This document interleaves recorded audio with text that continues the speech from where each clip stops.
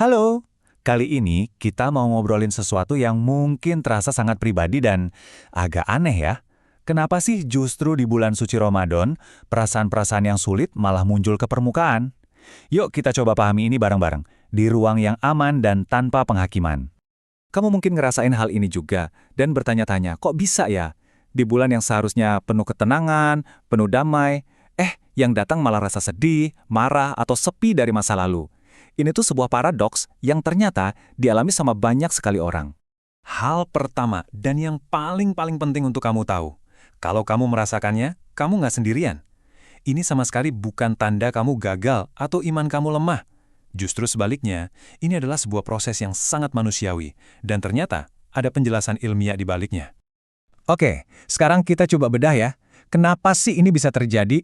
Ada alasan yang sangat logis di dalam otak dan tubuh kita, kenapa justru keheningan di bulan Ramadan itu bisa membuka pintu ke emosi-emosi yang udah lama banget terpendam.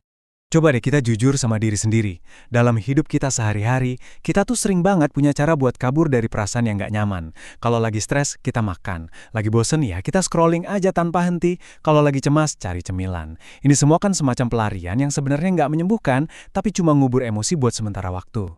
Nah, yang terjadi pas kita puasa adalah semua pintu darurat emosional itu ditutup.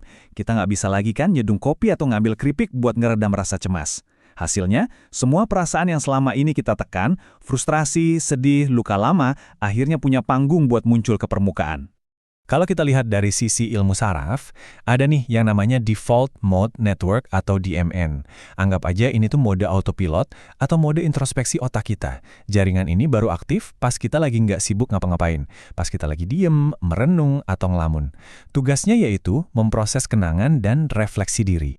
Terus gimana prosesnya? Sebenarnya simpel banget. Pas kita puasa, kan semua distraksi kayak makan, ngemil, itu berkurang drastis. Jadi, otak kita punya lebih banyak waktu luang buat masuk ke mode DMN ini. Nah, pas DMN-nya aktif, dia mulai kayak muter ulang file-file lama, memori dan emosi yang mungkin udah lama nggak kita buka. Disinilah momen dimana luka lama itu seolah-olah say hi lagi ke kita. Lalu, apa yang terjadi kalau kita terus-terusan aja cuek atau neken emosi yang muncul ini? Ternyata, cuma bilang ke diri sendiri, aku harus kuat, sambil mendem semuanya, itu punya dampak yang nggak bisa kita anggap remeh. Penelitian sebenarnya ngebedain dua cara utama kita merespons emosi, dan bedanya jauh banget.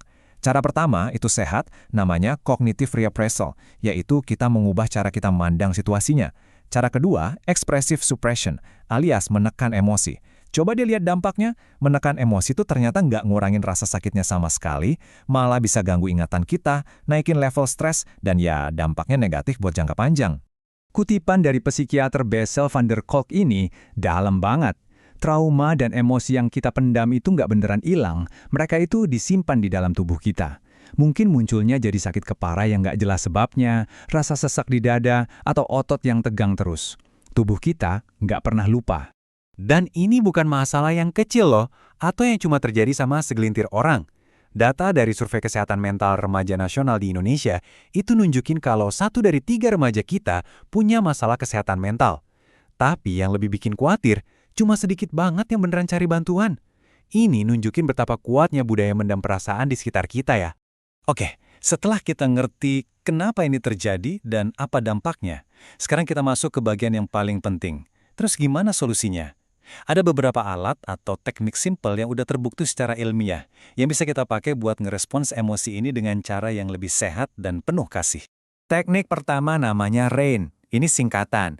R itu recognize atau kenali. Cukup sadari aja apa yang kamu rasain. Oh, ini rasa sedih. A itu allow atau izinkan. Biarin perasaan itu ada, nggak usah dilawan. I itu investigate atau selidiki dengan lembut. Rasa ini adanya di mana di tubuhmu? Di dada? Perut? Terakhir, N, nurture atau asuh. Berikan kebaikan ke dirimu seolah-olah kamu lagi nenangin sahabat baikmu. Cara lain yang ampuh banget itu expressive writing atau nulis ekspresif. Coba deh luangin waktu 15 menitan, ambil buku sama pulpen, terus tulis saja semua perasaanmu tanpa sensor, tanpa filter. Nggak usah pusingin ejaan atau tata bahasa, tujuannya cuma satu, ngeluarin apa yang ada di dalam ke atas kertas. Ini ruang aman yang sepenuhnya punya kamu. Teknik ketiga adalah self-compassion atau belas kasih pada diri sendiri.